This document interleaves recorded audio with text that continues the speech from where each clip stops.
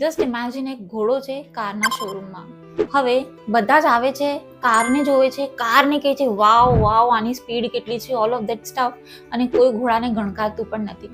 બધા જ car purchase કરીને જાય છે, પણ ઘોડો ત્યાં ને ત્યાં જ રહી જાય છે. અને હવે વિચારીને જુઓ કે ઘોડો અગર વિચારે મનમાં કે ઓ માય ગોડ, મારી તો કાંઈ વેલ્યુ જ નથી, લોકો તો મને વેલ્યુ જ નથી કરતા, હું તો કોઈ જ કામનો નથી, ઓલ ઓફ ધેટ સ્ટફ અગર ઘોડો વિચારશે તો તમે ઘોડાને શું કહેશો?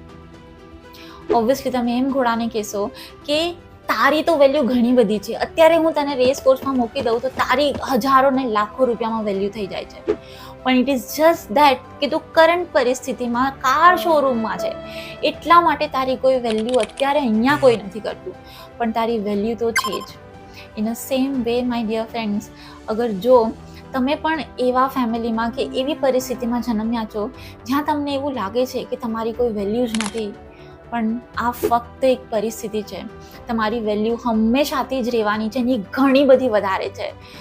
સો તમે જો અત્યાર સુધી એમ વિચારતા હોય કે તમારી વેલ્યુ નથી, તો ના, તમારી વેલ્યુ ઘણી બધી છે. ઇટ ઇઝ જસ્ટ દેટ કે તમે એક રોંગ પરિસ્થિતિમાં છો અત્યારે.